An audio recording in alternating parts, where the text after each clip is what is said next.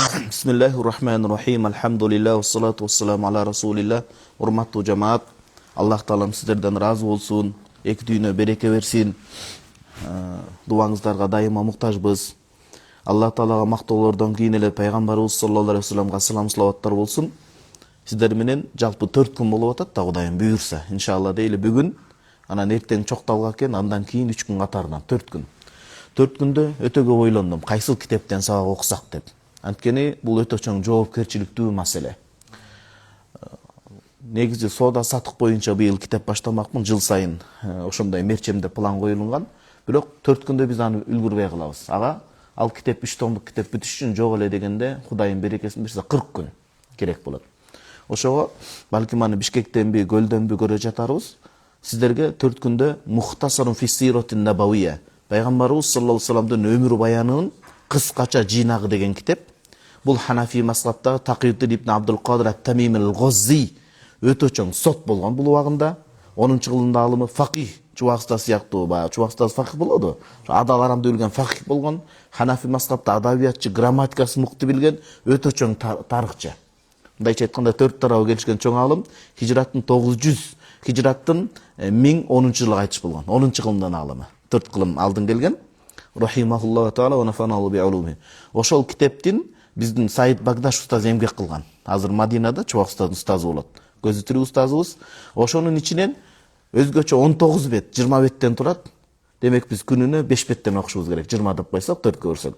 Фаслун ахлакуху саллаллаху алейхи вассалам. Пайгамбарыбыз саллаллаху алейхи вассаламдын кулк мүнөзү туурасындагы бөлүмдү окуйбуз. Өмүр баянчынын кулк мүнөзү ушуну тандадым да. Түн истихара окуп, Аллах менен кеңешип, таачыт окуп, ой багып деп коет го, сөз бакканда ой багып 2-3 күндөн бери. Анан ушул темага токтолдум. Эмне себептен? Адам акылды берген соң Аллах Таала жашоодо тандоо берилет. Тандоого жараша кыяматта эсеп кылсак болот. Пендем, мен сага мүмкүнчүлүк бердим, сен жаратуучу эмессиң, мен жаратуучумун. Бирок сага тандоо укугун бергем. Кана ошол тандоону каяка колдондуң, жумшадың? Жакшы нерсеге жумшаса, Аллах айтат, менин тауфик, ийгилигим менен сен ошону тандадың. Демек, ошого жараша жакшы сыйлыгыңды. Кудайым анын бетин аргысын, Аллахым сактасын. Жаман тандоого бурса, ошого жараша пенденин жоопкерчилиги болот да. Эмне себептен? Биринчи, Ибн Хаджар Асқалани рахимахуллах чоң хафиз адам, 9-кылымдын алымы, бул киши айткан, пайгамбарыбыз саллаллаху алейхи вассалам хадистерин электен өткөрүп, таптаза, түздөн түз өкүнгө даяр болгон, өкүнгө жарамдуу болгон хадистер топтоп келсек, 200 000 хадистин тегерегинде экен дейт. Түздөн түз эме. 200 000 хадисти анан алым темаларга бөлгөн, баптаргачы. Бөлүп келсе азыр карап туруңуз. Бул жерде 3 негизги 4 тема бар. Адал арам фыкых маселеси, шарият өкүмдөр 3. Минткенде дарат сынат, намаз өтөт, өтпөйт, никес ажырайт деген сыяктуу. Мурас мындай ошо. Адал арам фыкых маселеси биринчи тема, эстеп туруңуз. Андан алдын фиктан алдын акыйда, ишеним маселеси. Аллага болгон ишеним. Ишеним түз болуш керек. Мисалы, өткөндө дагы Сарой мечитинде айттым, намаз окуп жүргөн эле таксырлар үмүтсүздүккө батып, шайтанга кулак салып, балалуу болбой, диге барып, буга барып, майнап чыкпай, көз ачык бакшыга чейин барып ийгендер болуп атат.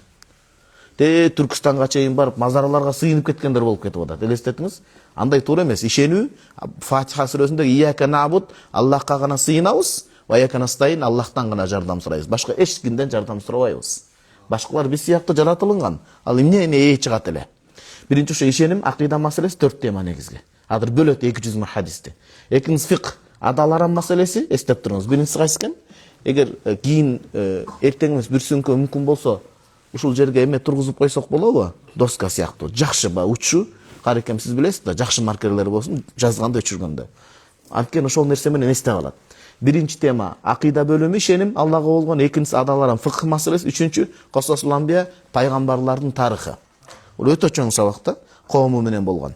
Адам атабыздан баштап Мухаммад саллаллаху алейхи вассаламга чейинки. 4-чү тема адеп ахлак, кулк мүнөз.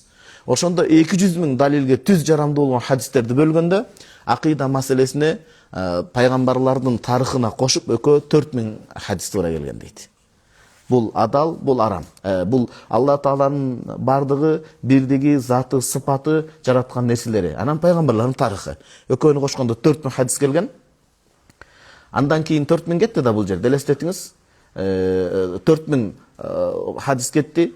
Анан акыйда маселеси кетти, пайгамбарлардын тарыхы кетти. Адал арам маселесинде 50 миңге жакын хадис келген деп айтат. Экөөнү кошуп отурсаңыз бир 60 миң болуп атат да. Калган 140 миңдин бардыгы адеп ахлак жөнүндө келген дейт. Мындайча айтканда, мындай түшүнөлү, азыр адамда 10 кол болсо, Аллах Таала 10 манжа берсе, 2 колдо. 10 манжанын элестетиңиз, бири экөөсү гана. Бири ошол жанагындай ишеним маселеси менен пайгамбарлар тарыхы болсо, экинчи манжасы адаларам маселеси болсо, калган 8 манжанын бардыгы бул адеп ахлак болуп атат деген сөз. Эгерде ишеними түз болуп, адеп ахлагы болбосо, ал адам баары бир сайга түшүп кетет. Адаларамдын бардыгын жаттап, билип, демел укмуш болуп кетип, бирок адеп ахлагы жайында болбосо, ал адамда ангекке түшүп кетиши толук ыктымал экен да. Бир эле нерсени айталы, пайгамбарыбыз саллаллаху алейхи ва саллям айтат, Бухари Муслимде келет бул хадис. Буисту ли утаммима макаримал ахлак. Мага чейин канча деген пайгамбар элчилер келген. Акыйда илими боюнча так санын айта албайсыз. Мынча пайгамбар, мынча элчи деп. Ал-Хабар Лахат кээ бир хадистерде келген, бирок алымдар айтат, Курандагы күчтүү келген аятта, Куран бизге келип жеткени да ачык далалаты да күчтүү болуп атпайбы биринчи орунда. Айткан, пайгамбарлардын ичинен сага атын атаган жынмеш пайгамбар бар, ва минхум ман лам нахсус алай, сага атын атабаган бөлөк пайгамбар элчилер бар дейт. Демек санын Аллага тапшырабыз. Демек санын Алла Таалага тапшырабыз. Ошондо пайгамбарыбыз саллаллаху алейхи ва салламга чейинки пайгамбарлар адеп ахлакты баштап келген. Пайдубал, мисалы Адам атабыз биринчи пайгамбар, пайдубалды түзүп, куруп, үстүнөн курулуш түзө баштаганда да. Акыркысын пайгамбар саллаллаху алейхи ва саллям айтат, мен пайгамбар болуп жөнөтүлүүдөгү негизги максат адамдардын кулк мүнөзүн баралына жетилтип, чокусуна чыгаруу үчүн жөнөтүлдүм дейт. Эң акыркы чекти пайгамбарыбыз саллаллаху алейхи ва саллям коюп атат деген сөз. Демек адеп ахлактын маселеси. Мисалы, бөлөк бир хадисте айткан, муну имам Байхақи Шуалу имандап келет. Инна мин каламин нубувватил ула иза лам тастахи фафал ма шит. Пайгамбарлардын коомуна ишеним, акыйда маселесин жеткиргенден кийин эле Аллага сыйынгыла, Алла жалгыз бирөө акырет күнү бар деп ишенимди айткандан кийин эле сөздөрү алгачкы. Эгер уятың болбосо каалаганыңды кыласың. Уятың болбосо анда каалаганыңды кыласың деген сөз болгон дейт. Уят бул да адеп ахлак да. Туура, анткени бүгүнкү күндө Кудайга шүгүр намаз окулуп атат. Кудайга шүгүр Ханафи мазхабы боюнча эң туура фатва сакалдын өкүмү важип, сонун орду менен кетип атат, бирок адеп ахлак жактан аксап атабыз. Чындап муну моюнга алыш керек. Жолдо бири-бири менен урушуп кеткенден дагы ошо намаз окугандар болуп атат. Көп талак берип койгондар да намаз окугандар болуп атат. Укугун көп талак кылып кеткендер да анча-мынча жоолук асылбай, сакал асылбаңыз. Бирок ошо жоолук кийип жүргөн мусулман бир туугандарыбыз болуп калып атат да. Демек биз бүгүнкү күндө эң чоң кризис, эгер инсахат табир, биз туура айта турган болсок, адеп ахлак жаатынан болуп атат.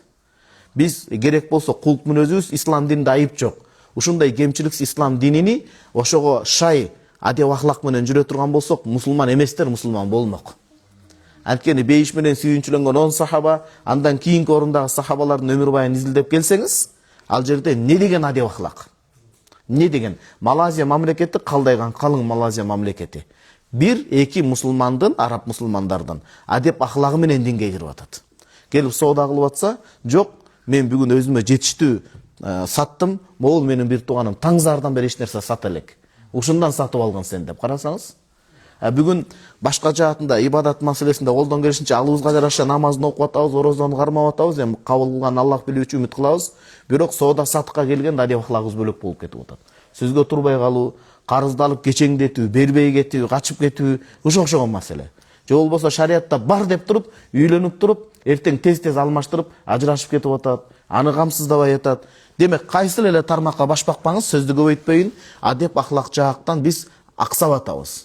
Ошол кемчилигибиз болуп атат, ошону калыбына келтириш керек. Анткени Аллага шүгүр, илим астас экинен устаздар келип, раматылык чубак устаз баш болуп башталды. Бирок ушул адеп ахлакка биз муктажбыз. Адеп ахлакта биз үчүн үлгү пайгамбарыбыз саллаллаху алейхи ва саллям гана болот. Лaqad kana lakum fi rasulillahi uswatun hasana. Аллага иман келтирген, акыретке иман келтирген мусулмандар үчүн жалгыз жападан жалгыз үлгү бул силердин пайгамбарыңар деп атат. Элестетиңиз, канчалык деңгээлде үлгү бизге бөлөк бир аятта иннака ва иннака ла хулукун азим, кулк мүнөзүнүн үстүндөсүң деп атат да, туу чокусундасың. Пайгамбар саллаллаху алейхи ва саллям эң үстүндө жакшылык мүнөз, анын астынан пайгамбар саллаллаху алейхи ва салламдын астынан башталат. Түгүл Куранда абаса ва тавалла, караңыз, ушунчалык далил. Абдулла ибн Умму Мактум радhiyallahu anhu сахаба, мага аллимни мимма алламакаллах, Аллах сизге чүргөн өкүм аяттардан мага да үйрөтүңүзчү деп келип калды. Бияктан Курейштин төбөл башчылары келип калды. Пайгамбарыбыз саллаллаху иштигат кылды. Буларды исламга чакырып алсам, көп адамдар артынан ээрчит деди. Берки адамга жаман сөз айткан жок. Эки жол кайрылганда минтип гана кабагын бир бүркөп койду. Ал кишинин көзү көрбөйт ал азиз эле. Ошого чейинки адеп акыларын карасаңыз, жөн эле кабагын чытып, кабагын минтип кайрып, кабагын жумуп, ачуусун келтирип койгондон өзүнө чейин бизге мындай адеп акылак үлгү болуп атат деген сөз. Ошого чейин баскан изи. Эс алганга чейин, адамдар менен болгон, үй бүлө бала бакыра менен болгон мамилесине чейин. Демек, бул кыскача кириш сөз болду. Эмне үчүн бул теманы тандадык, сиз түшүндүңүз? Эми китепке кезек берели. Бисмилла. Анан 10 саат 10 болуп калганды эскертип койсоңуздар, калганын суроо жоопко көңүл буралы. 9:50, 9:10 болуп калганда. Пайгамбарыбыз саллаллаху алейхи вассалам эң сүйүктүү жубайлардын бири Айша энебиз айтат. Сойлат Айша радhiyallahu anhu. Пайгамбарыбыз саллаллаху алейхи вассалам жөнүндө суралыптыр да. Пайгамбарыбыз саллаллаху алейхи вассалам үйдө кандай эле? Үйдө карасаңыз, демек адамдын чыныгы жүзүн, бейнесин үйдөгү жеңебизден сурасак билинет экен да. Эми сырттан баарыбыз эле адеп акылактуубуз да, эч ким кадыр баркын төккүсү келбейт да. Акылына доо кеткен адам эле болбосо, көчөдөн өтө салаваттуу, сөзүбүз орунда, бардыгы менен сый мамиледебиз. Бирок үйгө барганда кандайбыз? Бир Аллага, ана бир жеңебизге маалым экен да. Сырттан караганда. Жеңебиз да билбей калышы мүмкүн, бирок чыныгы сүрөтүбүз, бейнебиз үйдө маалым. Ошондо Пайгамбарыбыз саллаллаху алейхи вассаламдын жубайларынын бардыгынан сураганда бир жаман сөз угулган эмес. Бул бир. Экинчиси, ушуга көңүл буруп коюңуздар. Сабакта эң чоң үлкөн пайдаларды мен сиздерге айтып кетем, ошону эстеп калыңыз. Эң чоң бүгүнкү сабактагы пайда Пайгамбарыбыз саллаллаху алейхи вассаламдын 63 жылдык өмүрү, 63 жылдык өмүрү жалпы. Пайгамбарчылыкка чейин андан кийинки дагы өмүрү бул өзү мужиза, Алланын керемети болуп эсептелет. Кыска нуска жашаган, бардык нерсеге жетишкен, негиз нерселерди аткарып өткөн. Демек Пайгамбар саллаллаху алейхи вассаламдын өмүрү дагы мужиза болуп эсептелет. Алымдарыңыз деп. Кандай эле Кур'ани Карим айды экиге бөлгөнү, ас суу болуп калганда да бүт бул укмуш жолдор менен тасталып келген, манжаларын ошол идишке салып туруп таза жууп, ошол манжаларынан суу акканы, мунун баары мужиза. Пайгамбар экендигин тастыктаса, култ мүнөзү, жашап өткөн өмүрү, чыйыр жолу дагы бул мужиза, керемет болуп эсептелет экен да. Кыска нуска убакытта бардык нерсени чечип кеткен. Атүгүл батыштын жазуучулары Бернард Шоу жана башкалар айткан, бүгүнкү дүйнөдөгү чоң көйгөй проблемаларды Пайгамбарыбыз саллаллаху алейхи вассалам тирүү болгондо Мухаммед пайгамбар бир кофе ичкендин алкагында эле чечип коймок деген да. Ошондо Айша энебиз радhiyallahu anhuдан Пайгамбарыбыз саллаллаху алейхи вассалам жөнүндө суралганда, факалат, Аллахым разы болсун, Айша энебизден айткан, кана хулукухул Куран, уккансыз муну көп жолу, Пайгамбарыбыз саллаллаху алейхи вассалам кулк мүнөзү тирүү басып жүргөн Куран эле дейт. Ягдабу лигадабихи, Куран эмне нерседен тыйса, ошол нерсеге ачуусу келет эле. Ва ярда лиридо, Куран кайсы нерсеге буйурса, ошол нерсеге разы болот эле дейт. Бул жерден биз эмне деген тыянак чыгарабыз? Адам китепти окуганда, бир адам окуйт, ошол китептин 3/1 гана түшүнөт. Анын китептин ичиндеги дизайнына карайт, келген схемаларга карайт, барактын сапатына карайт. Экинчи бир адам окуйт, аны 100% түшүнүүгө аракет кылат. Бирок 3-чү деңгээлде окуган адам бар, 100% түшүнүп, ошондон корутунду, хуласа деп коет, конспектлеп корутунду чыгарат. Мисалы, Сарой мечитинде аксакал, атын айтпа дейт эфирлерде. Аксакал атабыздан Аллах разы болсун, сахабалар баяны бар го, жашоосу. Ошону 9 жол окуп чыктым дейт. Бирок 30 жол окууга ниет кылып отурам, анткени балыкчыдан чыккан, биз сыймыктанган кыргыз элинин каймагынын бири болгон Абдулла Шейх ошол Индия Пакистанга барып калган учурда чоң аалым Ханафи мазхабта дасыккан үлкөн чоң аалым 30 жол окуш керек жок дегенин айтып жеткирген дейт да. Жаттап калыптыр, көп жерлерин конспектлеп жазыптыр да аксакал, укмуш. 4 чоң блокнотто аалымдардын сабагын жазып бүтүрүптүр. Мага көрсөттү кадимкидей. Анан айтайын дегеним, сиз китепти окуганда аракет кылыңыз ошол нерсенин баягындай маңызын, корутундусун чыгарууга. Азыр могул эки сүйлөмдөн не пайданы чыгарсак болот? Пайгамбарыбыз саллаллаху алейхи вассалам мен пайгамбармын дебестен Аллахка, Аллахтын сөзү Кур'ани Каримге тууралап жашоосун жашаган деген сөз. Кур'ани Каримдин жашоодогу тажрыйбасын көрсөтүп берген деген сөз да. Чубакстаз айткандай, эреже ушул эрежени чыгарабыз, пайданы алабыз. Бизден атыбыз болуп калган үчүн акыйкат бизде ээрчибеш керек. Баланча аалым болуп калгандыгы үчүн, баланча мисалы саясаттагы чоң фигура болуп калгандыгы үчүн, же баланча спорт мейкиндигинде, спорт жаатында атактуу болуп калгандыгы үчүн аны сүйлөгөн сөз эле туура боло бербейт. Балким акыйкат, адамдар акыйкат менен билиниш керек. Акыйкат таразасында, дин таразасында. Пайгамбарыбыз саллаллаху алейхи вассаламдын өзү Кур'ани Каримге толук баягындай төп келип жашаган деген сөз да, карасаңыз. Пайгамбарыбыз саллаллаху алейхи вассалам ошончо үлгү болуп атса, биз дагы жашообузду Аллахтын сөзүнө ылайыктап, колдон келишинче жашаганыбыз оң болот экен. Демек карап туруңуз, хадисте улап атат Айшенебиз. Вала янтакиму ли нафсиги. Эч качан өзүнүн нафсиси үчүн, жеке ачуусу үчүн бирөөдөн өч алган эмес дейт. Бүгүнкү күндө биздин жашообузда көптөгөн аксар хилафат, талаш тартыш, ынтымактын ыдыраганы, анча мынча көйгөйлөрдүн келип чыкканы өзүбүздүн нафсибиз аралашып кеткен себептен да. Балким ошол көбүнчө сыртынан биз ушундай болуп калдык да, өтө даанышман болуп кеттик. Тырмакчанын ичинде даанышман болуп атабыз. Чыныгы даанышман эмес. Бардык нерсени өзүбүздүн нафсибиз үчүн аткарып, дин үчүн деп коюп атабыз да. Андай эмес. Жеке нафс үчүн өч алган эмес, вала ягдабулага жеке нафс үчүн ачууланган эмес дейт.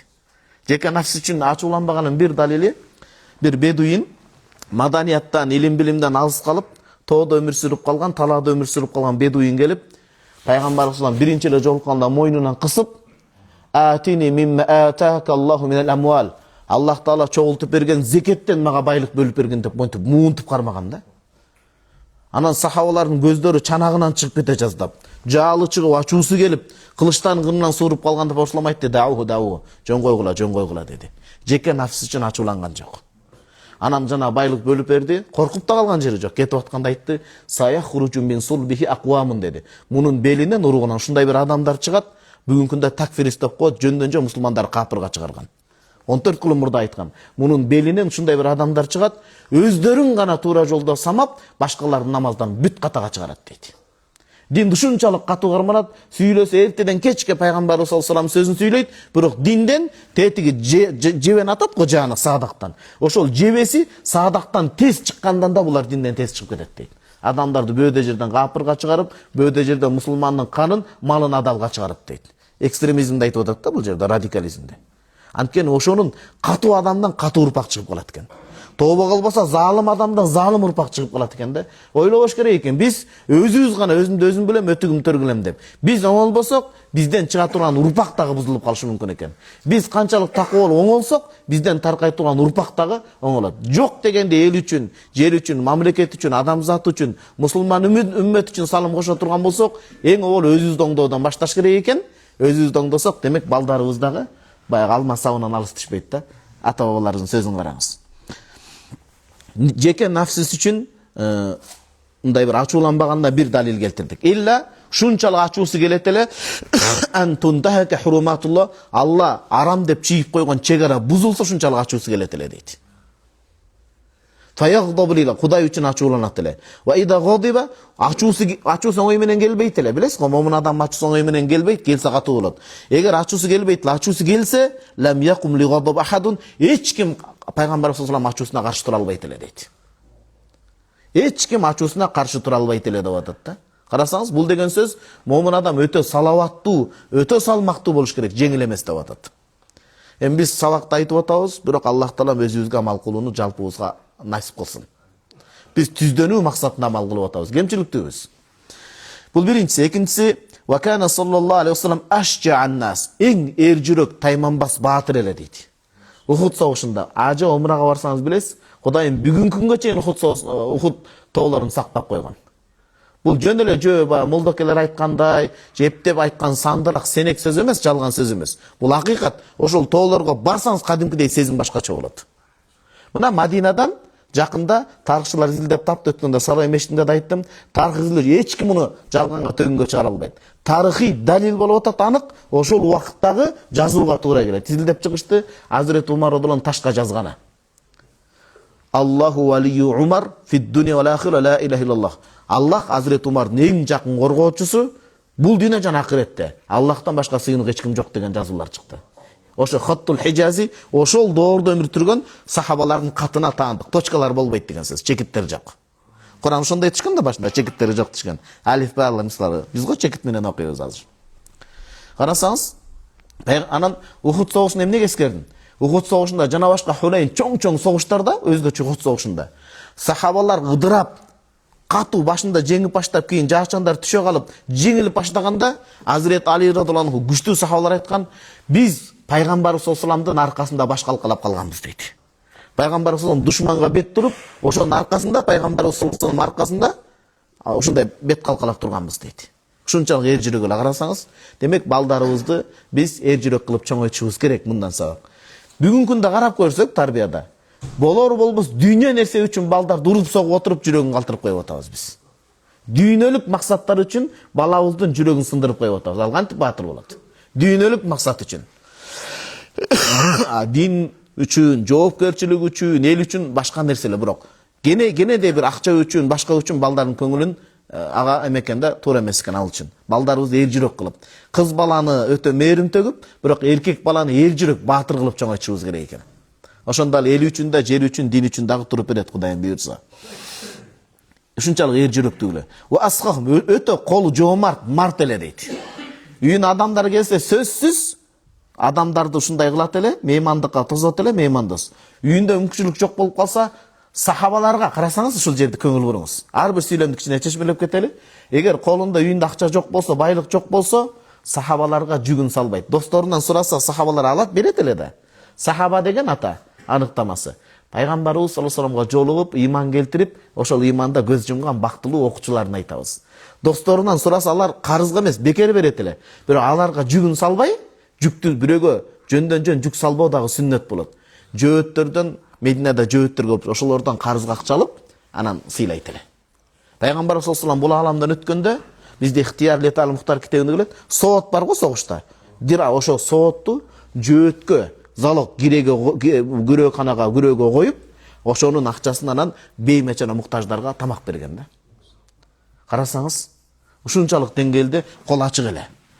Биз алыска барбайлы, бүгүнкү күндө биздин акыбалыбыз кандай болуп атат? Туугандарыбызга жардам бере албай калдык тилекке каршы. Тууган бир жатында Аллахым чоңойткон туугандарга мээрим төг албай калдык. Кээ бирөөлөр ошо байлыгынын айынан, башканын айынан ата-энесине убакыт ажырата албай калды. Дайыма сабактарда айтып жүрөм го, Жаллабаттык бир акебиз айтып атат, агабыз, абабыз. Мен ойлопмун, бутума турганда ата-энемди кызмат кылам деп. Бутума турган күнү, ошо күнү мына жеттим го дегенде, ата-энем үзүлүп кете берди бул жашоодон дейт. Ошон үчүн Кыргызстан, Швейцарияга суктанасыз, Кыргызстан андан да коз да бейшин тилкеме. Бөлүнүү эмес, ата-энеңизди кичине айлантып коюңуз. Соңкөлгө алып барыңыз де, Каркырадан баштап Баткенге чейин. Сооп табасыз туугандар. Бул дагы Алла жолу. Бул дагы Алла жолу. Ата-энени салып алып, ата-апаңызды ошо убакыт ажыратып, жумушуңуздан уруксат сурап эс алууда. Бир Кыргызстанды кыдыртып коюңуз, шунчалык ыраазы болот. Бул Алла жолу. Аллах качан ыраазы болот? Ата-эне ыраазы болгон болсо. Бир ушу аракет кылалы туугандар. Андан кийин ажуадак мең берешен эле дейт. Шунчалык берешен эле. Анткени Пайгамбарыбыз саллаллаху алейхи вассалам кедей болду деген сөз туура эмес туугандар. Илимде Пайгамбарыбыз саллаллаху алейхи вассалам бай болгон. Анткени билесиз, үйлөнгөнгө чейин тижарат кылган. Тиги диягы Сурияга чейин, биягы Йемен мамлекетине чейин барып, ушундай көп байлык топтогон. Хадиченебиздин да байлыгы болгон. Хадиченебиз бүткүл байлыгын Пайгамбарыбыз саллаллаху алейхи вассаламга тапшырып берген. Бүткүл байлыкты Алла жолуна жумшашкан бул кишилер. Элестетиңиз. Үйүндө садака келип калса же байлык туруп калса, куфтанды окуп келгенден түн бир окумуна чейин үйүндөгү байлыкты таркатып бермейинче Пайгамбар саллаллаху алейхи вассалам уктай алган эмес. Ал Пайгамбар саллаллаху алейхи вассалам даражасы, элестетиңиз, уктай алган эмес да. Биз анчалык болбосок дагы садака чыгарып турганыбыз жакшы. Эң жакшы садака бул илим туугандар, илим, билим. Бир аалымдын чыгышына түз жолду агымга илешпей, Ханафи мазхаб, Матуриди акыйда боюнча бир аалымдын чыгарышына жардам берели туугандар. Бир мыкты медиктин чыгышына жардам берели, мыкты айтишниктин чыгышына жардам берели, ошону окусун көтөрүп берели. Бирок айталы, эртең азыр кыйналып окуп атасың, биз көмөктөшөлү себеп болуп. Бирок бүткөндөн чет өлкөгө жандын ырахатын көздөп кетип калба. Элиңе жериңе келип, катыган нанды караандай сууга салып ичсең дагы, эртең окуңду бүткөндөн элиңе кайра кызмат кыл, мээнет кыл деп көмөк көрсөтөлү илим билимге. Илим билим эң жакшы жол. Тамак менен сый көрсөтө албайсыз. Тамак, мен жанагындай айтып берейин, White House. Падышалар жөө бара турган жер. Туалетти тергеп айтып атам, ажааткананы. Тамак ашып барса 10 метрден түшүп калат. Бүгүн кайра тамак жемеш керек болот. Тамак жеп, ажирене семирип, боорлорду май басып атат. Бүгүн демек эң чоң инвестиция садака илим билим жолу туугандар. Бул Пайгамбарыбыз саллаллаху алейхи вассалам доорунан бери. Демек ушунчалык кол ачык берешен эле, караңыз, масуилашен эч бир нерсе суралбайт эле, адамдар келип сурап калса, жалооруп, факолар эч бирөөнө жок деп айткан эмес дейт. Колунда болсо берген, жок болуп калса карыздан сурап, карыздап сурап берген дейт. Карасаңыз. Анан биз Египетке окуп калдык да. Ошондо 2011 бойдок барсак, 2011 үйлөнүп барсак, 2011-2012 жылы колледжде санавийде окуганда, ошондо араб классика адабиятын окуп укмуш. Илгери кулчулук заманы бар эле, азыр Кудайга шүгүр жок. Алладан башкага кулчулук кылынбайт. Ошол заманда карасаңыз адамдардын пейили кенендигин, шунчалык меймандос экендигин. Өзү жокто досу, жакын адамы саналаш үйүнө келип калса, кулу, эркек кулу же күң аял, ошолор кызмат кылып чай тамак аш берип койсо, келгенден кийин шунчалык катуу сүйүнгөндөн жана кулун же күңүн азатка чыгарышып экен да. Сен менин досумду сыйлапсың, менин ордумду жоктоп билгизбей деп. Карасаңыз, пейил кенен болсо Кудайым рызкыны бере берет экен. Пейил тар болсо, канчалык бар болсо деле жок болуп кете берет экен да. Эч кимге жок деп жооп берген эмес дейт. Андан кийин караңыз, вала ушунчалык деңгээлде вала ябиту фи байтиги динарун, вала динар деген алтын акча болгон илгери. Дирхам деген күмүш акча. Үйүндө алтын да күмүш акча да түнөбөйт эле дейт. Бүт садакага берип чыгарат эле. Бул эми пайгамбарыбыз саллаллаху алейхи вассаламдыгы. Сиз да катуу ташынып кетип баркын таркатып салбаңыз. Ушунчалык садака берсеңиз 3төн 1 бериңиз жакшы болот. Калганы үй бүлөңүз атеңиз калсын, бирок ошону да бере албай атпайбызбы бир тууган, туурабы? Сыражын Дамыланын окуясы эсиме келип кетти. Дамылда да биякта экен, чокталды. Аллах өмүрүнө, ден соолугуна береке берсин. Пакистанда окуп жүргөн кезинде баягы студенттин бир тойгону, бир байыганы го, колуна берилген таттуу нерсени дагы нан сыяктуу, аларда каламы болот. Ошону бөлүп, жанында малазиялык группалашына бериптир да, чогуу. Сен өзүң ачык болуп атсаң, жебейсиң десе, бүгүн жок кезде бир нанды жарымга бөлө албасак, эртең бар кезде кантип бөлөбүз дейт. Эртең колумда болсо, мен берешем болот элем деген ал жалган, өтүрүк. Казактар айтмакчы, бауырлар, жалган кеп. Бүгүн бир сомуңуздун жарымын бөлүшө албасаңыз, эртең бай болгондо бөлүшө албайсыз. Анткени нафс алуучурда көбөйүп кетет. Ошон үчүн башкага, жат адамга бербеңиз, өзүңүздүн тууганыңызга, ата-энеңизге, өзгөчө эже карындаштарга берип туруңуз. Жакынга берип атасыз. Файн фодала, эгер ашча болуп калса, үйүндө акча, валам яжит ман яхуду, ала турган эч кимди таппай калса, ва фажааху лейл, түн бир окуму болуп кеч болуп кетсе, лам яржи иля манзилиги, түн кеч болуп кетсе дагы үйүнө кайтпайт эле, хатта ябра минху иля ман яхтажилеги, ага болгон муктаж болгон адамды таап тапшырып келмейинче дейт. Кээде багымдат болуп кетет эле дейт. Бул жерден эки чоң пайда алабыз. Биринчи, байлыктын жүгү, сурагы оор. Каяктан таптың, каякка жумшадың. Бир. Экинчиси караңыз.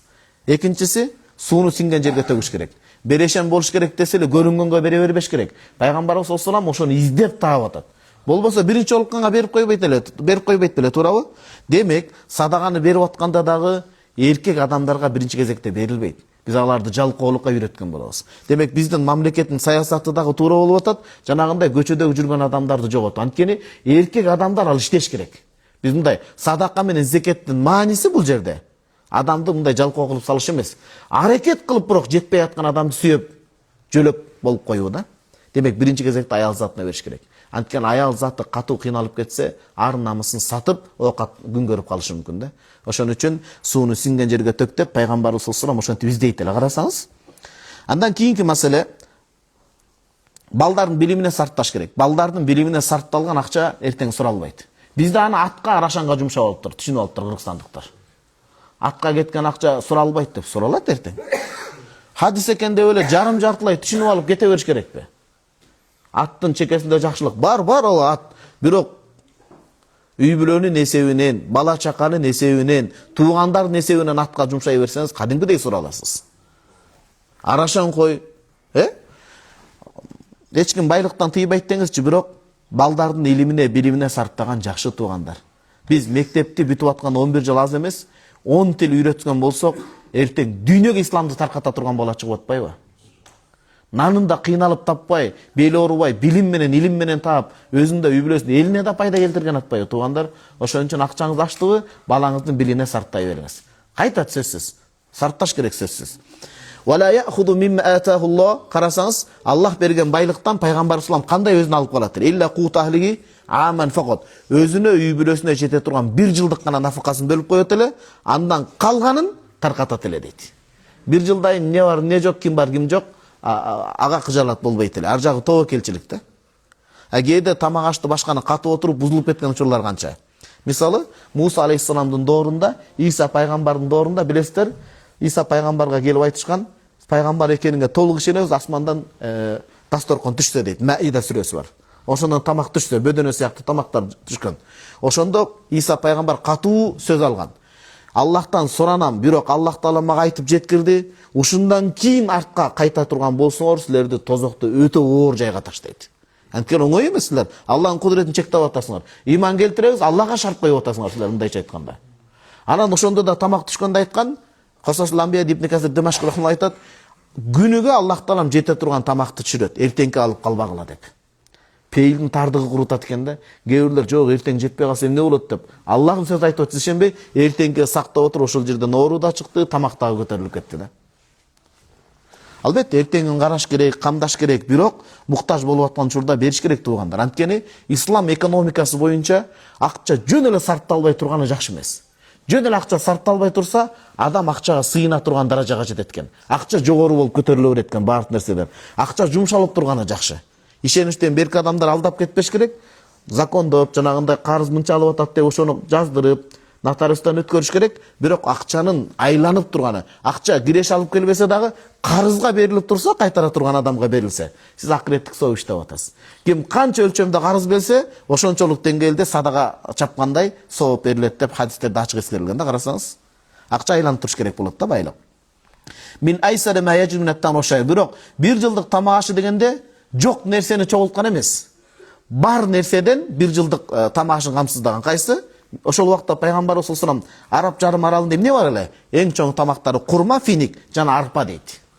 Жок нерсе үчүн кыйналган эмес да. Өзүбүз деле карайлы. Дамылдам атабыз карасаңыз 90-жылдардан бери мындай акыйкаттуу реалдуу сүйлөйлү.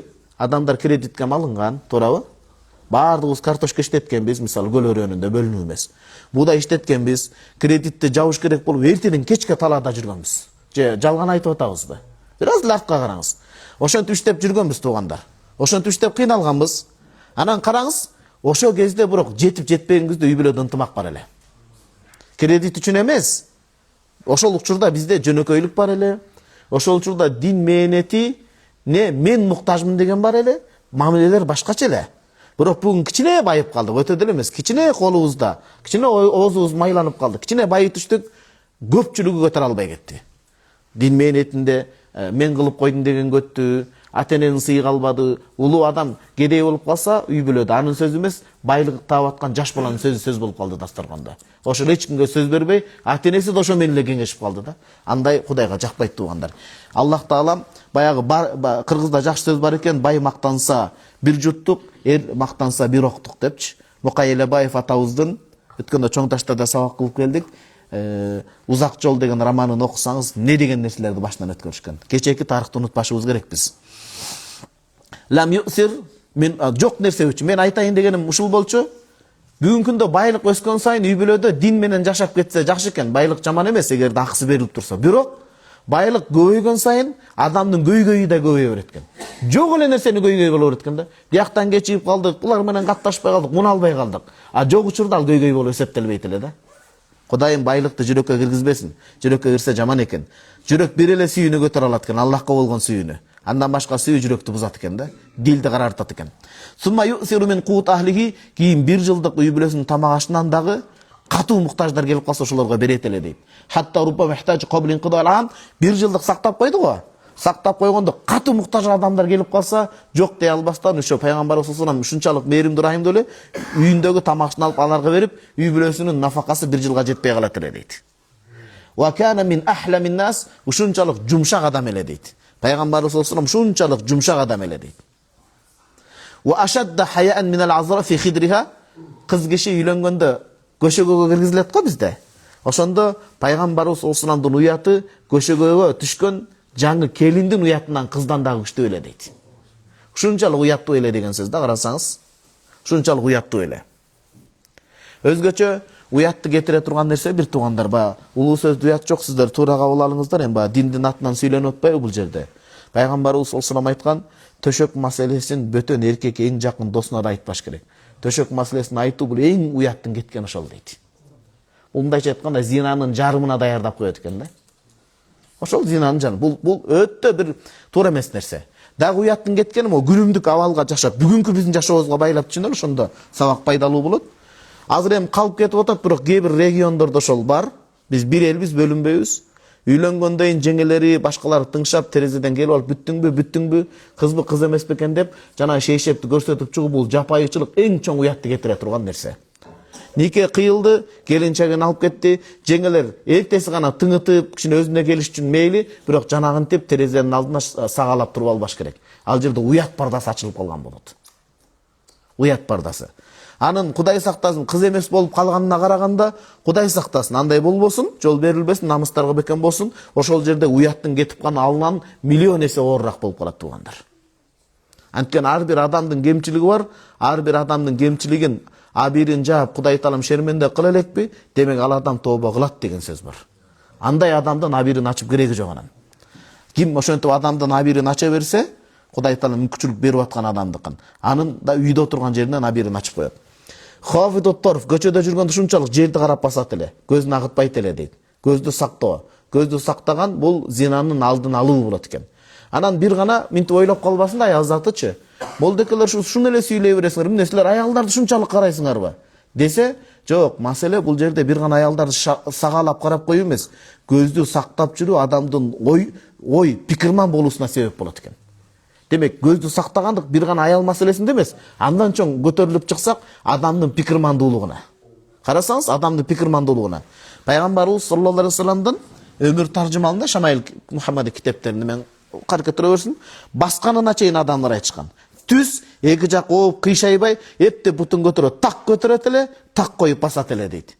Неге десе, адамдын басышынан эле анын максатынын бийик түз экендигин билинет экен да. Карасаңыз, так. Демек, көздү жерге карап жүрүү дагы адамдын бир гана аялдан сактануу эмес, адамдын ой пикир, чоң максат коюуга далалат кылат экен да. Кантип жүзөгө ашырам деп. Назаруху пайгамбар саллаллаху алейхи бир нерсеге тийилип караса, ал мурахаза, андан тыянак, пайда чыгарып карайт эле дейт. Биз ага дүйнөгө башка суктанып калабыз го эми, кемчилик.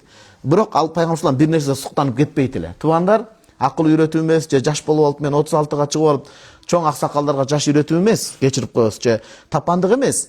Могул жерде пайгамбар саллаллаху алейхи өмүр баян жеткирип туура кабылдаңыздар. Балдарыбызды ушундай тарбиялайлы, эч бирөөнүн астында сүрдөп кетпесин. Эч бирөөнүн астында сүрдөбөй, анан эч бир нерсеге таң калтырбай тургандай кылып тарбиялаш керек. Дүнүйө болду ашып кетсе. Азыр унаа менен бирөөнү таң калтыра албайбыз, кийим менен бирөөнү таң калтыра албайбыз. Демек, балабызды ушундай дүйнөгө суктана турган ашкөз кылбай тарбиялайлы да. Көөдөн иманга ток болсун. Ал суктанса илимдүүлөргө суктансын. Ал суктанса кайрымдуулук, жакшы иш кылгандарга суктансын, бирок дүйнө үчүн эмес. Балага ошону сиңириш керек экен. Ва кана саллаллаху алейхи вассалам аксаран нас тавадың, шунчалык кичпейил эле дейт. Саид Багдашитазыбыз китеп жазып чыкты. Жабрыл Хатир мусулмандын көңүлүн алуу. Унутулуп бараткан сүннөт да бул. Ошол жерде ушуну айтат. Пайгамбарыбыз саллаллаху алейхи вассалам бир кул келип, аркасына минтип келсе, кулчулук заманында. Ошондо эркиндигинен ажыраган адам келип, аркасын минтип, даалысын таптаганда, толук денеси менен буйрулуп туруп, лаббайка, мага эмне кызмат, кызматыңды аткарууга экесе даярмын деген сөздү айткан экен да. Бигимиз бирөөгө лаббайка деп айта алабызбы? Хоп болот, куп болот таксырым. Кызматыңа даярмын деп айта алабыз, айта албайбыз. Саид Багдашитаз кайнатасы Фадилату шейх ал-имам аллама Мухаммад Авама деген чоң алым бар. Мына Өзбекстанга келип атат. Мухаммад Авама деген чоң шейх устаз, Алла разы болсун. Кайнатама айттым дейт. Кана бүгүнкү күндө биз көргөн алымдарда бул сыпат жок, азында эле бар го дейт. Алым пайгамбарыбыз солсон пайгамбар башы менен лаббайка деп атат. Биз алымдардан көрө албай атабыз го десем бир кемчиликти дүйнө деп жооп берип калды устазым дейт. Канчалык бийик болсоңуз, адамдардын астында кичик болсоңуз, жөнөкөй болсоңуз, Кудай даражаны көтөрөт. Анан мен дей берсеңиз, үйүңүздүн төрүңүздө жаткан жерден Аллах Таалам даражаны түшүрүп коюшу толук ыктымал экен. Кудайым ага жеткирбесин.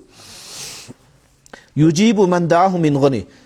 Ушунчалык жөнөкөй кичипейил эле чакырган адамдардын баарына жооп бере. Мен гойин бай адам чакырабы, факирин кедей адам чакырабы, адам бөлбөйт эле. Биздин чөйрөбүздө дагы баардыгы бай болуп, турмуш шарты болуп калгандар болбосун. Баардыгына бирдей карашыбыз керек экен. Хурун эркиндиктеги, азаттыктагы адам чакырабы же кул адам чакырып, ошол адам сыйын дагы көрөт эле дейт. Карасаңыз, кулчулуктагы адам да үйүнө чакырып калса, ал үйүдө эле жок да. Бүгүнкү айтканда сарайдай жеринде тамакка чакырып калса да баш тартпайт эле дейт. Ва кана архамана, сунчалык мээримдүү жан эле дейт. Өзгөчө эркек адамды мээримдүү кыла турган кыз киши экен да. Кимдин үйүндө кыз көп болсо, ал адам жүрөгү жумшарып кете берет экен. Кыз кишиси барлар чындап эле. Аллах Таалам баарыбызга эркек уулдарды да, кыздарды да берсин. Кыз байкайсызбы, кичинекей кезинен атасына ушундай мээрим тартат. Аллахым көрсө кыз кишини турмушка эрте даярдайт турбайбы? Кыздын түйшүгү оор экен да. Албетте эркек баланын да керек, ал сөз жок. Эч ким бөлбөйт. Болгону кыз киши маселесин азын-аулак кичине токтойлу. Аллахым эрте турмушка даярдайт экен, атасын ушунчалык атасынын жашоосундагы эрмеги кылып берет экен. Анан үчүнчүдөн эң кыска келип кете турган конок кылып берет экен да кыз кишине. Ошон үчүн пайгамбарыбыз саллаллаху алейхи ким 3 кызды, 2 кызды, 1 кызды жакшы тарбиялап, жакшы орунга жөнөтсө, илля кыяматта ошо 2 кызы, жанагы кызы тарбиялап жөнөткөн шапаатчы болот деп келет да. Ошон үчүн Аллах Таалам кимге балдарды бөлбөйбүз, баардыгын бирдей мамиле кылабыз, бирок кыз экен деп жанагынтип ылдый таштап койбош керек, жакшы тарбия бериш керек туугандар. Кимдин үйүнө кыз жарык дүйнөгө келсе, Аллахым ал адамдын жүрөгүнө мээримдүүлүк каалап атыптыр деп түшүнүңүз. Анткени кыз киши аркылуу Аллах Таала эркек адамдын жүрөгүн эми сөз менен айтып болбойт аны. Бойдоктор аны үйлөнгөндөн кийин билесиз. Аллах Таалам кыз берсе, үйгө кадимкидей шашып каласыз. Жашоонун шан шөкөтү башталат. Пайгамбарыбыз саллаллаху алейхи кыздары өзгөчө Фатима энебиз менен болгон мамилеси кандай сонун. Айша энебиз айтат, Аллах разы болсун. Пайгамбарыбыз саллаллаху алейхи катуу үзүлөт, бул дүйнөдөн үзүлүп кетет го деп катуу төшөктө оруп жатканда кызын чакыртты дейт. Фатима энебиз келди дейт. Фатима энебиз келгенде пайгамбар кадимкидей өзүндай катуу ооруп атса дагы өзүн тыңыраак кармады. Эмнеге? Кызынын астында мындай алсыз болуп көрүнгүсү келбеди да. Эркек кыздуу болгондо бүт жагынан даяр болуш керек экен. Эч качан алсыз болуп көрүнбөш керек да. Өзгөчө кыз киши үчүн. Өзүнө келип обдонуп, обдулуп, кадимкидей тың болуп, анан кулагына бир нерсени сүйлөдү дейт, такады дейт, пайгамбар оозуна. Бир катуу ыйлады дейт, кайра күлдү дейт. Айша энебиз сурай алган жок. Кийин пайгамбар өткөндөн ошол эмне эле бир ыйладыңыз, бир эсе күлдүңүз дегенде, ыйлаганым жакында мен бул дүйнөдөн үзүлөм, акыретти тандадым. Аллах мага тандоо берди. Кааласаң бул жашоого кал, кааласаң акыретке аламын дегенде мен акыретти тандадым дейт. Анткени акыретти тандаганым үммөтүм үчүн жакшы болду дейт. Эмнеге?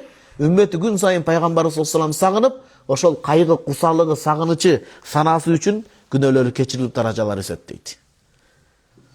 Тасаввуф, таквачылык илимде ушундай эреже бар туугандар. Хуббун наби саллаллаху алейхи вассалам ва шаук илейхи яжбуру нақса фил мутаба. Биз үммөтүбүз, бирок кемчиликтүүбүз. Ошол пайгамбар саллаллаху алейхи вассалам сүйүү, жакшы көрүү, сагынуу үммөттөгү кетирген кемчиликтин ордун толтуруп турат дейт. Анан кайра эмнеге күлдүңүз дегенде, бирок менин арткаман тез мени менен жолуга турган үй бүлөмдөн сен болосуң кызым деди дейт. Карасаңыз, ошону айтып атат. Ушунчалык мээримдүү эле адамдарга эле эмес, бүткүл кыбыр эткен жандуулардын бардыгына, Кудайым жараткан нерсеге. Юсгил ина алил хирра, мышык кетип бара жатса, мышыкка өз колу менен эңкейип, пайгамбар саллаллаху алейхи идиштен суу куюп ичирип берет эле дейт. Мышык ошол суудан же сүттөн кана ичкенге чейин турбайт эле дейт. Элестетиңиз, биз балким балабыз канчалык көңүл бурбай аткандарбыз да бүгүн. Вама ярфауху, мышыктан ошол идишти албайт эле дейт, хатта тарва толук кан ичкенге чейин. Эмнеге? Рахматаллах, ошого мээрим төгүп. Аллах кимдин жүрөгүнө иман берсе, иманын нурун күчтүү кылса, ал үй бүлөсүндө дагы жаныбарларга да мээрим төгүп калат экен.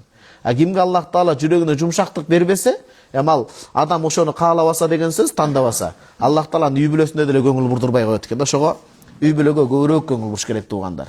Ооба, досу менен орду бар, бирок үй бүлө жана үй бүлө. Анткени балдарга убакыт ажыратсак, ошончолук алар акылдуу болуп чыгат. Ва кана аффан нас, ушунчалык абирин таза армайт эле, ар намысына бекем эле дейт. Ушунчалык ар намыстуу эле пайгамбарыбыз саллаллаху алейхи вассалам. Карасаңыз, болбосо ошол доордо көп, төрткө эмес, ислам келгенге чейин караңгылыктарында 50 аял, 20 аял, кимдин канча байлыгы жетсе ошончо үйлөнө берген да. Ислам кирип, ислам анан төрткө чектеген. Эгер адилеттүү, жон териси калың болуп чыдай турган болсо деген сөз. Анан экинчи жеңебизден келип, биринчи жеңебизге экинчини жамандап, биринчини экинчиге жамандап отурса, ал адилетсиздик болуп калган болот да. А мунун өзүнүн орду бар. Бирок ошондой заманда да пайгамбар саллаллаху алейхи вассалам зинадан башкадан тыйылып, 25 жаш баралына, күчүнө жетип турган кезинде 40 жаштагы Хадижа энебизди албадыбы, карасаңыз? Ушунчалык абири ар намысы таза эле. Ва ашаддахум икраман ли асхабихи, пайгамбарыбыз саллаллаху алейхи вассалам сахабалар ушунчалык мындай сыйлайт эле дейт, икрам кылат эле. Айша энебиз үйлөндү го 9 жашында жана башка жашында десеңиз, ал кездеги ошол жаштагылар алар турмуш шартта өтө бышып жетилген деген сөз. Анан ошол учурду, географиялык абалды, башканы түшүнүп түшүнбөй эле, бүгүн анан педофил жана башка деген сөз туура эмес. Мисалы, дин душмандары пайгамбар салламга сын тагып атпайбы? ошондой шарт, ошондой жерде илгери кыргыздын керек болсо биздин кыздар дагы жаш кезинде жашоого жетилип кеткен. Бүгүнкү күндө деле карасаңыз, биз баа көлөкөдө багып, кыздарыбызды аяп отуруп, эртең турмушка даяр болбой калып атат. Тоодо, жайлоодо жашаган кыздарды карасаңыз, 7-8 жаштагы кыздар бир дасторкон конокту тозуп, чайын берип, тыпылдап, ар жактан жумушун бүтүрүп атат да. Ошондой эмеспи? Ошондой табият чагында эрте жетилет, ал жерде ошондой. Туура эмес ба, күмөн келип калбасын да. Анан сахабалар ушунчалык сыйлайт эле дейт. Досторуну карасаңыз, Аллахым досторубузду сыйлаш насип кылсын. Дагестандан илгиз досубуз айтып калды, эки достун окуясын. Жашоодон айтып берели. Ар бир элдин жакшы жагын алабыз да биз, Аллахым ошондой жараткан, жакшылыкта жарышкыла деп. Эки дос бар эле дейт. Ушунчалык катуу достугунан досуна салмагын салгандан этияттап турчу дейт да. Салмагы мисалы Буайса Сайтиев раматтылык баа күрөш жаатында айтат дейт. Азыр досу тирүү экен, мага да көрсөтүп калды илгиз досубуз, көргөн сайын ыйлай берет да. Бая хадистеги достукка туура келсин деп. Кандай хадистеги? Ушунда эчкимге кыяматта соовун бербей атканда Аллах үчүн достошкондор бир соовун берүүгө даяр дейт да. Бейишке кирүүгө бир сооп жетпей атат. Алла жолунда дос болгон буга барат, диге барат, эң жакын адамдар сооп бере албайт экен. Балам кечиресиң, өзүңө сооп жете албай атат. Күйөөм кечиресиң, өзүңө сооп жете албай атат. Бирок досуна барганда, биз жалган дүйнөдө Аллах үчүн дос болгонбуз. Жок дегенде экөөбүз тең тозокко өкүм чыккандан көрөк, сен бейиштик болгон деп бир соовун бергенде, Аллахым анын кылыгынан ыраазы болуп, кылган аткарганын экөөнү тең бейиштик кылат дейт да. Ошого кирсек деп ыйлайт дейт. Анан ушунчалык ага жүгүмдү салбайт элем. Аны сезим менен туюп сезип турат элем дептир да. Достук ошондой болот, сезим менен сезип туруш керек. Ошону айтып атат. Анан өткөндө казак бауырубуз айтып калды. Жолугуп калсак, пайгамбарыбыз саллаллаху алейхи умрага барып дейт, ушундай ойго чөмүлдүм дейт. Жашоо деме? Акылдуу адамга Аллах Таала пикирман, ой жүгүрткөндө жараша Кудайым ача берет экен илимдин, билимдин эшиктерин, түшүнүктөрүн. Карасам пайгамбарыбыз саллаллаху алейхи вассаламдын жанында ата-энеси жакын туугандар эмес, достору менен жатыптыр кабырында дейт да, карасаңыз. Эми Алланын буйругу ал. Азирети Абу Бакр радиаллаху таала анху, Азирети Умар радиаллаху карасаңыз, ошондой достукту насип кылсын Аллах Таала. Тирүү кезинде дагы, кайтыш болгонунда да карасаңыз, Азирети Умар радиаллаху анху. Бул молдеке жашык дебегиле, бул сабак өзү башкача сабак болуп атпайбы? Биз азыр пайгамбарыбыз саллаллаху алейхи ааламында жүрөбүз да, жүрөк эсе ала турган. Азирет Умар радиаллаху анху пайгамбарыбыз саллаллаху алейхи өткөндөн кийин, Азирет Абу Бакр өткөндөн кийин көбүрөөк ыйлак болуп калды дейт. Ыйлай берип могул жеринде из калып калды. Эмнеге десе, мен досторумду сагындым депчи. Анткени мурда кийин Азирет Умар радиаллаху убагында тарыхта мурда исламга карабаган көп жерлер исламга караган. Олжолор көп тушкан. Жашоо кыйла жеңилдеген жашоо шарттары. Ошондо корккон дейт Азирет Умар. Менден дагы кыйын болгон Азирет Умар радиаллаху убагында мындай жеңилдик болгон эмес. Пайгамбарыбыз саллаллаху алейхи ааламзат мырзасы болгон мындай болгон эмес. Менин акыреттеги соовум эртерээк бул дүйнөдө берилип калбадыбы экен деп коркуптур да. Карасаңыз, жакшы күндө да досын ойлой билсе да, кыйын күндө да досын ойлой билсе да, бул чыныгы достук экен да, Алла жолунда. Ушунчалык досторуна маани берет эле шериктерине. Ла ямуту риджлайхи байнахум. Сахабалар менен, достору менен отурса, буттарын аларга сунбайт эле дейт. Бутун сунуп отурбайт эле дейт. Карасаңыз, бизде баа кыргыздын тарбиясы сонунда бөйрөгүң таянба, атаң астында колуң чөнтөккө салып турба, бөйрөгүңдү таянба, бутуңду сунба. Мунун баары адеп экен да. Көрсө мунун баары динден экен. Буттарын досторуна сунуп отурбайт эле дейт сахабаларына. Ва ювассиу алейхим иза дaqal макан. Сахабалар сабагын үчүн шундай жык-жыйма толуп кетсе, өз акырын бурчка жылып, алар кенен отурсун дейт эле дейт. Чыныгы лидерлик сыпатта бул карасаңыз, өзүн курбандычылыкка чалып. Валам такун рукбатаху татақаддаму рукбата жалис. Жанында бир адам отурса, ошол адамдын тизесин кысып отурбайт эле дейт. Кымтынып отурат эле, бир адам кенен отурсун деп. Лаху руфақау яхуффуна бихи. Пайгамбар саллаллаху алейхи үчүн жанын бере турган сахабалары бар эле дейт. Терегинде ороп курчап жүрөт эле дейт. Ин кала пайгамбар саллаллаху алейхи бир сөз сүйлөсө, ансатулаху бардык кулактышы угат эле. Демек ошончолук таасирдүү, сүрдүү, айбаттуу деген сөз. Айбат керек экенде эркек адамда чанан үйүнө эле кээ бир эркектин аялынын эле айбаты чыгып, күчү чыгып, көчөдөгү аялдардын баарына жумшак сүйлөсө, анда бул туура эмес, анда. Туура эмес математика. Көчөдөн кичине корс десе үрүп кетпеш керек албетте. Бирок көчөдө айбаттуураак болуп, аялына жумшак болуш керек экен да. Бул пайгамбарыбыз саллаллаху алейхи вассаламдын үй бүлөсү болгон мамиле. Анткени сырттагы аялга кичине айбаттуу болгонуңуз ал үчүн болуп атат. Анан жумшак сүйлөгөндөн башталат да бардыгы, туурабы? Ал үчүн ооба көчөдөгү кыздарды, башкаларды иншалла аракет кылып жардам беришибиз керек. Бирок мындай өтө эле эригип сүйлөшүп кетпеш керек да, жумшак болупчу. Кичине эркектин сүрү болуш керек. А үйдө жок, бала чакасынын астында кенен жүрсүн. Ва ин амара, пайгамбарыбыз саллаллаху алейхи ва саллям бир буйрук берсе, тапшырма берсе, табадару ли амрихи, алар буйруктарын оозунан түшөлөктү аткарууга даяр эле дейт. Бул взаимно, эки тараптуу. Бирөөгө эмгек кетсеңиз, ал сизге эмгек кетет. Буйрук эле бериңизчи. Bir gün чыдайт досторуңуз, 2 gün чыдайт, 3-чү күнү кетип калат. Демек достукка бекем туруп берген деген сөз да пайгамбар саллаллаху алейхи ва саллям. Ва ятахаммалу ли асхабихи, дос болгондон кийин кемчилиги менен дос болот экен, сахабаларынын оор кыялдарын пайгамбар кадимкидей көтөрөт эле. Кадимкидей кыйынчылыктарын көтөрө билет эле дейт.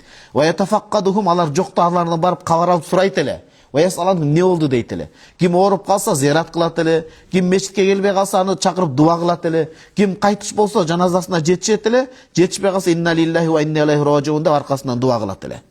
Ва ман тахауфа якун важада фи нафсиги шей'ан, эгерде бирөө жарым мага капы болуп калды деп пайгамбар ою кете турган болсо, ага үйүнө чейин барып аны тактайт эле дейт. Пайгамбар саллаллаху алейхи ва саллям карасаңыз, пайгамбар саллаллаху алейхи ва саллям эч кимди капа кылбайт, ал адилеттүү эле. Бирок сахабалар баягы кээде ашча жакшы көргөндөн кызганып калат го, билесизби? Ошондо кичине оюнан кетип калдыбы десе, үйүнө барып өзү кабар алып келет эле дейт. Караңызчы, кандай адеп ахлак. Оюнда дагы мындай гир калтырбайт эле деп атат да. Ошон үчүн пайгамбар болгон экен да. А биз ойлойбуз деп пайгамбарыбыз болгон үчүн сыйлады деп. Пайгамбарчылык берилсе да, адамгерчилик тараптан пайгамбардан адеп ахлагы мыкты болду деген сөз. Пайгамбарчылык маком бар, Аллахтын астында пендечилик маком бар. Пайгамбарыбыз саллаллаху алейхи ва саллямдын пендечилик макому да укмуш болгон деген сөз да. Ошон үчүн Куранда Джин сүрөсүндө пайгамбарчылык маком даражаны эскербестен валамма қом Абдулла, пайгамбарыбыздын пендечилик вазифатын аткарып атат да. Демек, бизчи бүгүнкү күндө алым болуп кетесизби? Алымдыктан алдын, алымдык макомдон алдын жөнөкөй болууга тырышыңыз. Bir mansapta oturasызбы? Mansapдык макомдон алдын адамгерчилик даражаңыз, момундук сыпатыңыз күчтүү болсун. Ошондо сиз эч качан утулбайт экенсиз да. Ва яхруж ила басатин асхабы. Сахабалардын ал жерде билесиз да, бакчаларды, курма бактарды иштетет эле. Курма бактарына бизче айтканда поле, эгин талааларга барат эле. Ва якулу дияфатахум, алар колунан келген коноктоп сыйласа, жок мындай болуп калыптыр деп кыйнабастан, колуна келген дасторкон сыйларын көрөт эле дейт. Ва ятааллаф ахла шарф, кадыр бартуу адамдарды исламга жумшак чакырат эле. Ва юкрам ахлал фадл, даражасы бар адамдардын даражасын ордуна коёт эле. Вала яту бишран хат, эч кимден жылмаюусын тыйбайт эле. Баарына жылбайып мамиле кылат эле. Вала ячфу алейхи, эч кимге корс копол мамиле жасабайт эле дейт. Ва якбалу маъзиратал муътазиле, ким кечирим сурап келсе кечирет эле дейт. Биз азыр кекчил болуп кетпедикпи? Биз кекчил болуп кеттик, Даян Карым каяктасыз? Телефонуңузду берсеңиз, жана акындын кекчилдик боюнча укмуш ыры бар эле да, мен жаттайм деп кичине эсимен көтөрүлүп кеттиптир. Куран сүннөткө барып такалат да, баягы кекчил болбочу, кеңпейил болуу, кечиримдүү болуу. Арабтардын акыны Антарат ибн Шаддад деген айткан экен, 4 сап карасаңыз, укмушта. Муну кийин бошогондо кыргызча ырсап кылып токуп коеюн буюрса.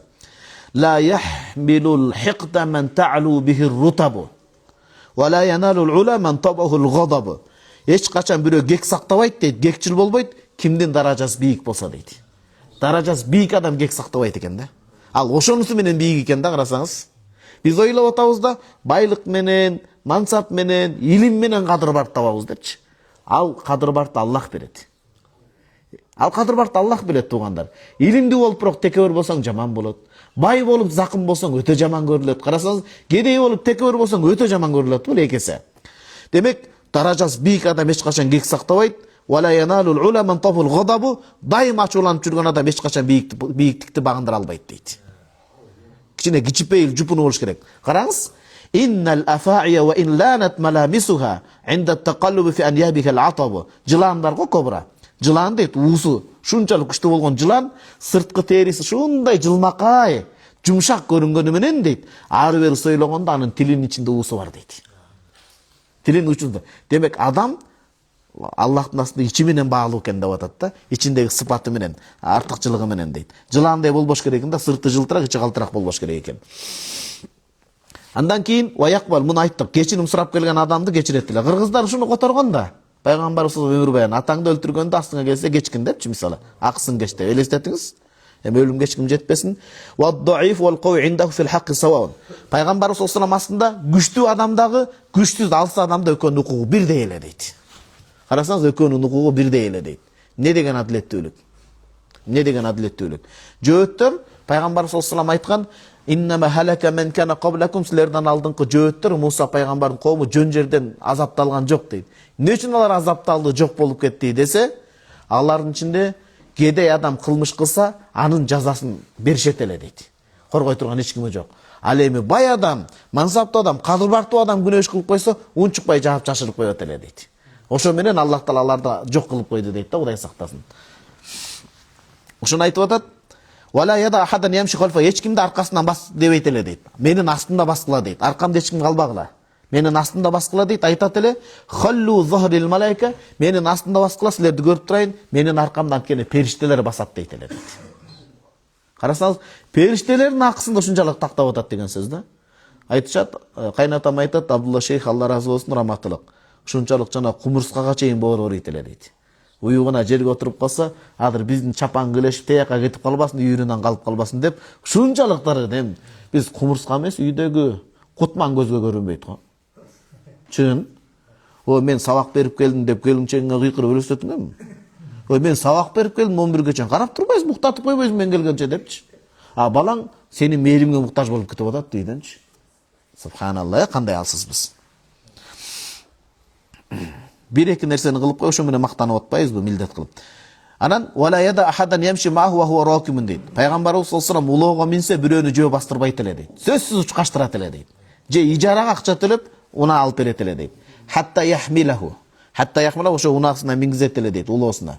Фейнаба баш тарта турган болсо анда айтат эле дейт. Тақаддам нилел макан фулани. Эгер такыр жок, сизди кыйнабайын десе, анжа бир аз аралыкка чейин сен минип бар, мен жөө басайын деп алма кезек бири-бирин ушинтип басат эле дейт.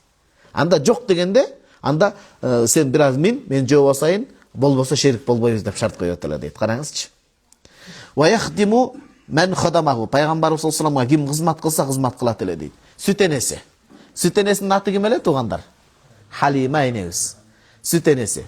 Сүт энеси кийин пайгамбарыбыз саллаллаху алейхи ва саллям пайгамбарчылык берилип, согуш болуп аткандан кийин, согуш бүткөндөн кийин Халима энебиз кемдай картайып, улгайып калды эле, кемпир болуп. Келгенде Халима сүт энесин пайгамбарыбыз саллаллаху алейхи ва саллям таанып, жүгүрүп барып жаш балача үстүндөгү чапанын жерге жазып берип, кадимгидей сүт энесин сыйлаган эле да. Карасаңыз, жакшылыкка жакшылык менен кайтарган.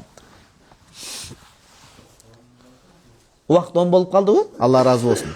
Валаху абидун ва имаун. Пайгамбарыбыз саллаллаху алейхи ва саллямда кулдары, күңдөрү болгон. Бирок ла яртафа анхум фи макал ва малбас. Кул күңдөрү болгону менен жеп ичкенде алардан айырмаланбайт эле дейт. Египетте ушул жакшы сыпат бар. Сабактардын биринде айттым эле. Алар эми кулчулук заман жок, Кудайга шүгүр. Бирок булар Африканын кээ бир өлкөлөрүнөн баягы аңгыз тилдүүлөрүн алып келип үйлөрүнө кызмат кылдырат да. Кызмат кылдырат баягы акчасын төлөп берип. Балдардын тили чыксын, андан кийин экинчиден ийдин тазалыгына каралашсын деп алып келишет. Анан карап отуруп мен ыраазы болом да, баары бир арабтардын бир жакшы сыпаты бар. Бул арабташуу же башка эмес. Биздин элдин да жакшылыктары бар, ар бир элдин. Керек болсо ошо Кытайдын дагы жакшылык сыпатын алыш керек, туурабы? Эмне дедиң? Күжүрмөн мындай мээнетин алыш керек. Тынбай, мисалы, жалкоолонбой. Ар бир элдин жакшы сыпаты бар. Ошондо бул арабтарды эле мактап атат дебегиле. Анан алар көп көрүп калабыз да, сабактын эсал ары бери үй бүлө менен чыкканда бирге отуруп тамак жешет. Эркек биягына отурат, столдун мисалы столун. Анан жана кызматчысы менен келинчеги мындай маңдай теске отуруп, эмне тамак жесе ошол тамактан беришет да. Туугандар ким башчы болсо, мына азыр биздин жол курулуп атат, башка болсо, кол астындагылар менен бирге отуруп жесе кандай бакыт. Аларды айгайлап уруштун кереги жок. Кечирип койсо энеңди атаңды деп сөгүштүн кереги жок. Ошолор менен бирге отуруп тамак жеп койсоңуз жүрөгүн алып койдуңуз го сиз. Сиз үчүн иштеп берет го ошолорчу. Жөнөкөйлүк адамды көкөлөтөт экен да, туугандар. Биз туура эмес кылат экенбиз. Ушул жерден токтотолу, суроо жоопко кезек берели. Азирет Анас радыйаллаху анхунун эмесине келиптиребиз, окуясына. Жамаат, сабак ушул тартипте туура эле тандадыкпы, ушундай уланта берелиби? Аллахым разы болсун.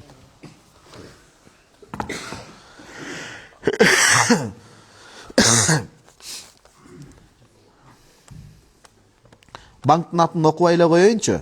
Ошо бир банктын бөлүгү бар дейт. Адал рассрочка бөлүп төлөө менен буюм алса болобу дейт. Бизден муфтияттан фатва бөлүмүнөн карап көрүңүз. Бирок мен жеке өзүм эч бир банк маселесине кепилдик бере албайм. Бул менин тандоом, эч ким мени мажбурлай албайт. Насыядан нак жакшы. Анан такыр көчөдө калып, туугандары жок, багар көгөрү жок, эч ким каралашпай калса ал башка маселе анда. анда ошол учурда барса бир жөн.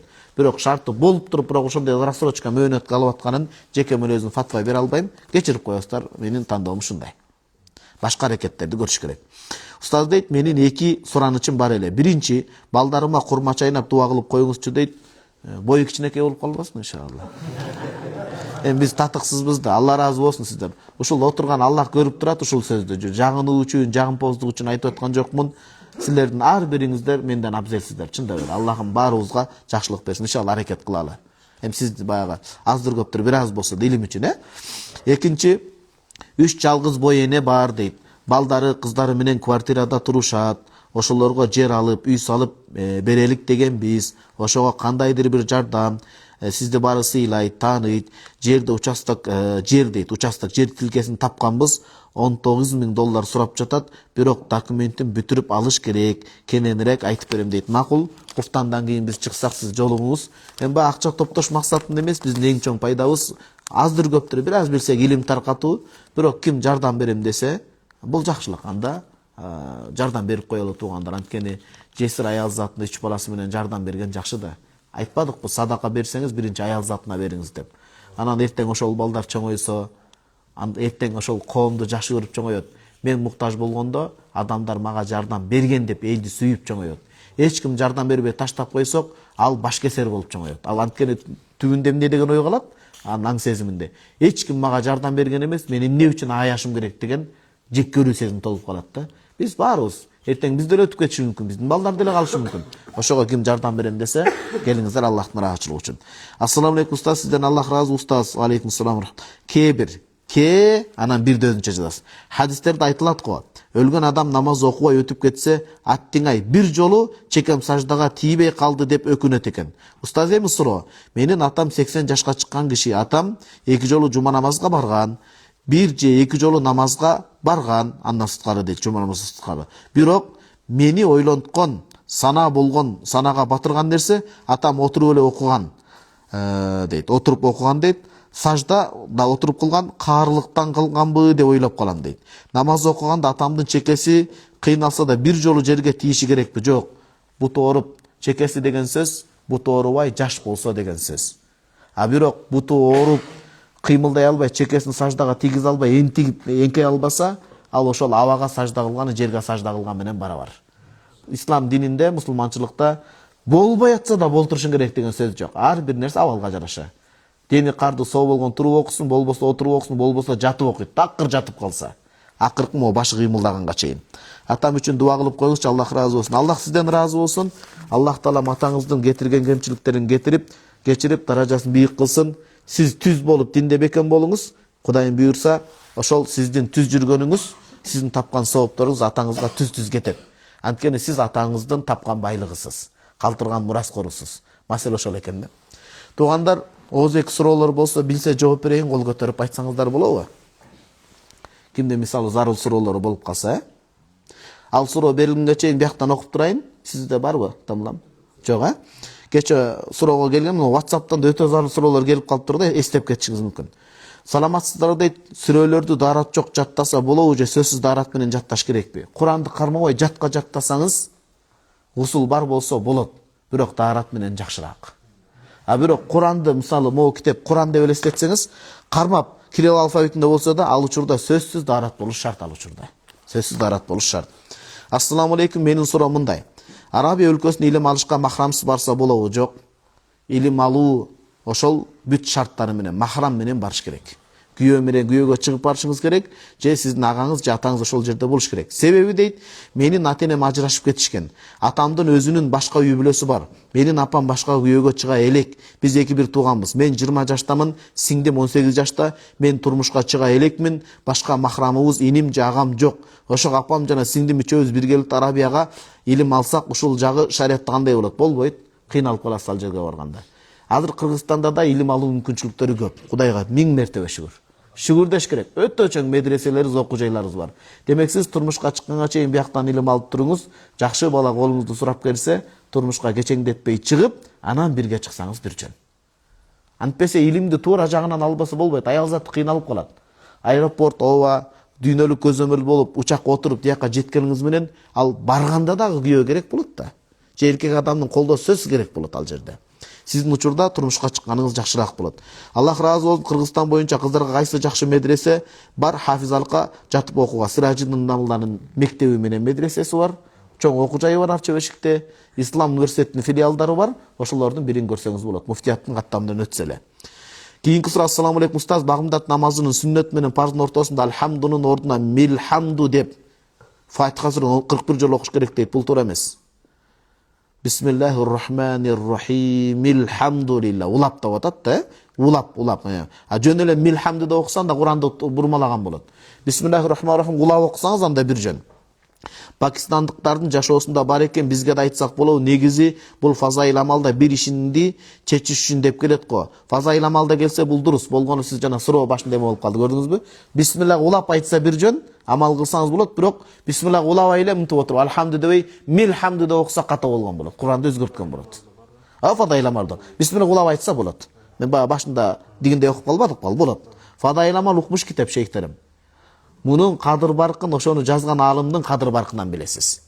Ал киши өтө чоң мухаддис, хафиз алым болгон. Ошондой болсо болот да мына. Анан бисмиллах уласа, түшүнүктүүбү? Уасылдап коет кыраат илиминде. Ал эми жеке башына милхамди деп окуйбайсыз. Бисмиллах улап.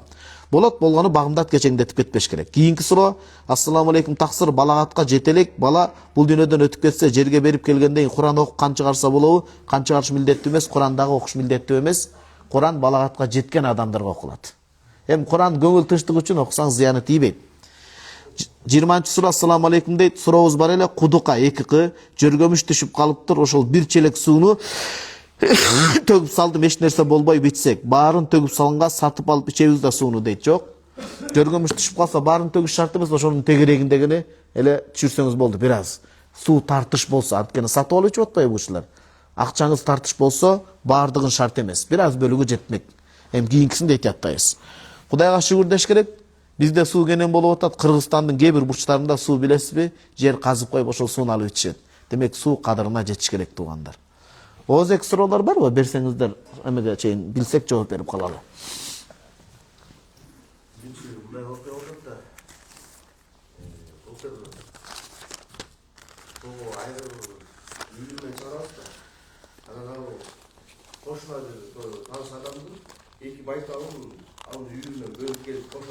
Ооба.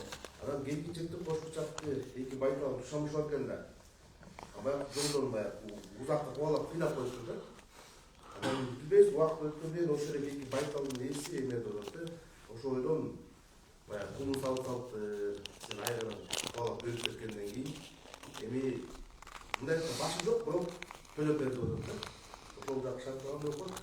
Башы жок төлөп бердиң, эмнени төлөп берди деп атат? Кулун салып деп бирок прям өзүнүн оозунан берди. Жок, сиз ага милдеттүү. Баягы эме менен айтып атат, ал деген өзүнүн ою боюнча, баягы өзүнүн билгени боюнча ошол маалда баягы туучу тээни ээлеричи.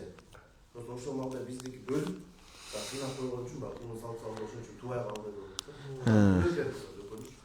Жок, ал маселеге сиз төлөп бербейсиз. Сиз жана туш алып турган эмени айгырыңыз жетектеп кетпедиби? Зыян жеткирди. Ошонун зыянын гана төлөп бересиз.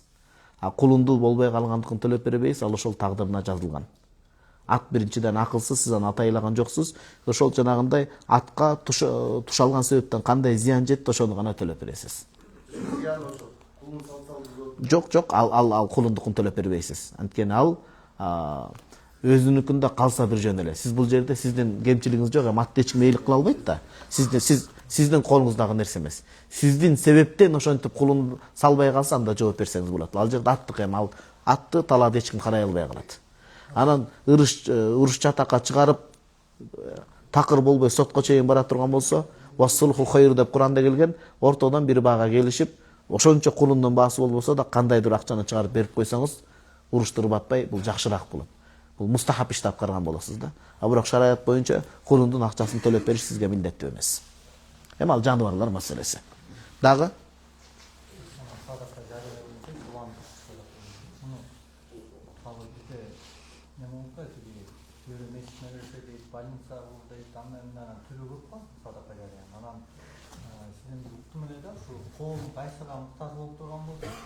ошол садака жарыя кылган турат. Анан азыр сиздин оюңузда бизде Кыргызстанда садака жарыянын кайсы кайсыга кылыш керек? Сиз кайсыл жерден садаганы чыгара турган болсоңуз, ошол жердин муктаждыгы каралат. Мисалы, могул Ак мечиттин жамаатысыз деп коелу, мисалы эми сизде, Саройдук эмес. Ак мечиттин жамааты болсоңуз, биз билбейбиз да бул мечитте кандай шарт бар. Мечит өтө сонун салыныптыр, машалла, көз жоосун алган, Аллахым берекесин берсин. Балки мисал эле деп коелучу, мисал ретинде ажаатканасы жакшы бүт элек. Анда ошонун ажаатканасына беришиңиз керек. Мечитте ажаатканасы да жакшы салынса, дааватканасы жок болуп атат. Конок Алла жолундагы коноктор келгенде жакшы өзүнчө баягындай мечитти тазалыгы сактала тургандай, анда дааватканасы алып бериңиз. Дааватканасы болуп мечитке тиешелүү бардык нерсе бар болсо, анда андан кийин имандан кийинки эле илим ордунда турат. Анда илим, билим мектеп жагына салым кошушуңуз керек. Ошентип иман, илим, билим анан ден соолук жаатына кете берет. Өзүңүз жашаган округдагы жерге жараша. Аллах разы болсун. Муктажын чыгарыш керек болот да, чындап элечи. Дагы туугандар суроолор болсо берип калыңыздар. Анан кийин жазганга да аракет кылалы. Кечиресиз, шейхим, акыңызды кечип турасыз да.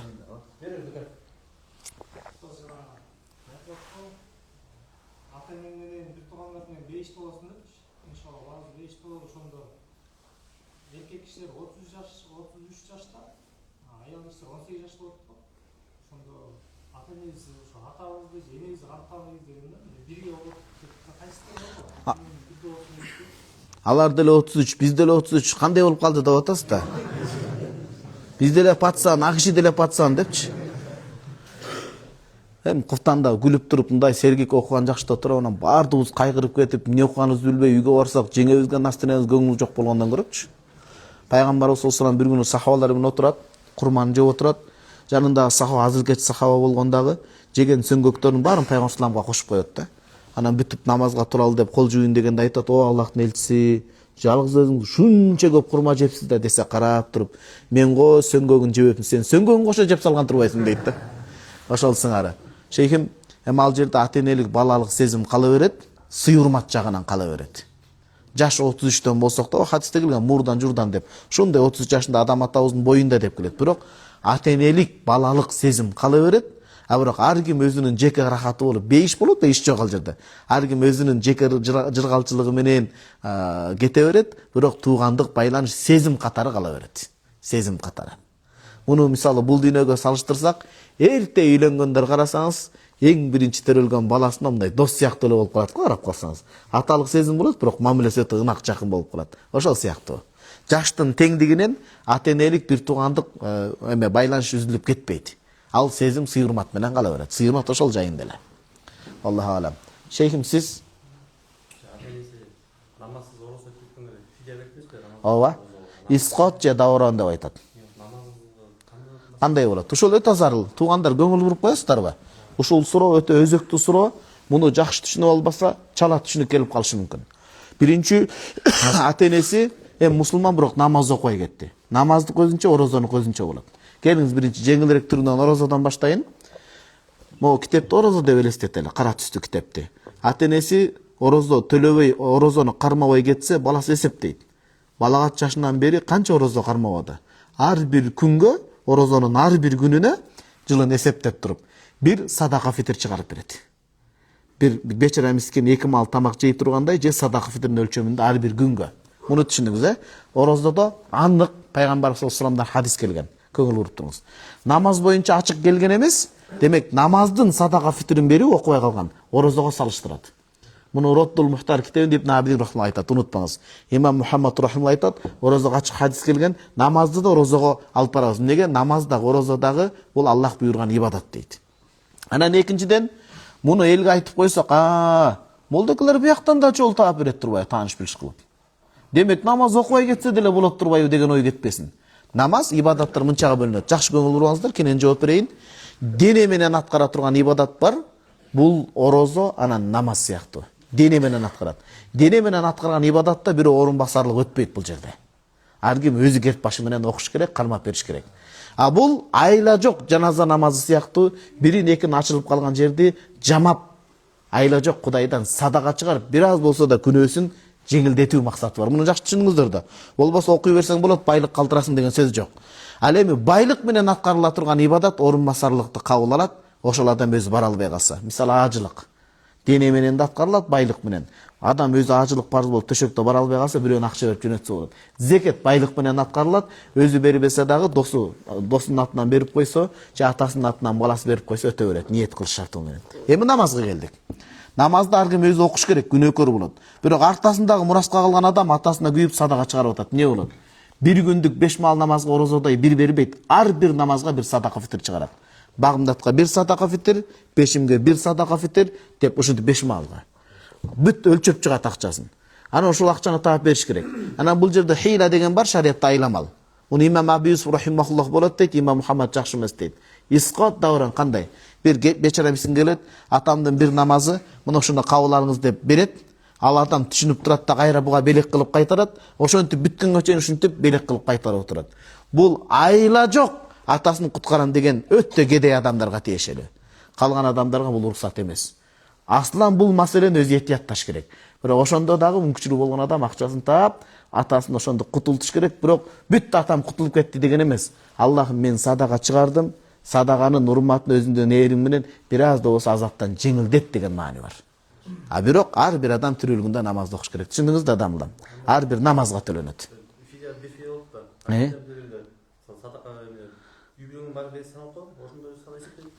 Кайра айттыңыз, түсүрөңүз жакшы. Ооба. Ооба.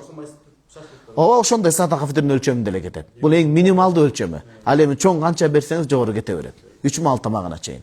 Жакшы суроо дагы.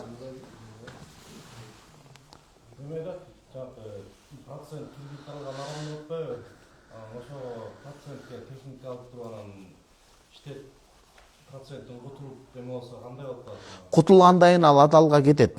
Адалга кетет буюм. Бирок башында баары күнөөкөр болуп, ошол абалда өлүп калса эмне болот деген маселе бар. Ошого насыядан нак жакшы. Башында буюмда эч кандай нерсе жок, ал буюм. Мисалычы, бирок ошого жеткирбеген жакшы. Колдон келиши эл ошого карыз берүүгө үйрөнүш керек болуп атат да. Процентти жоюунун бирден бир жолу адамдар садаганы көбүрөөк бериш керек, бири-бирине ишенип карыз бериш керек. А бирок бизде ишенип карыз берип сооп табам десе, замандын терминин айтканда уктатып кеткендер көп болуп атпайбы? Көрдүңүзбү? Адамдар бири-бирине ишеничтин жоктугунан улам, туугандар 1-2 суроо анан намаз окуйла.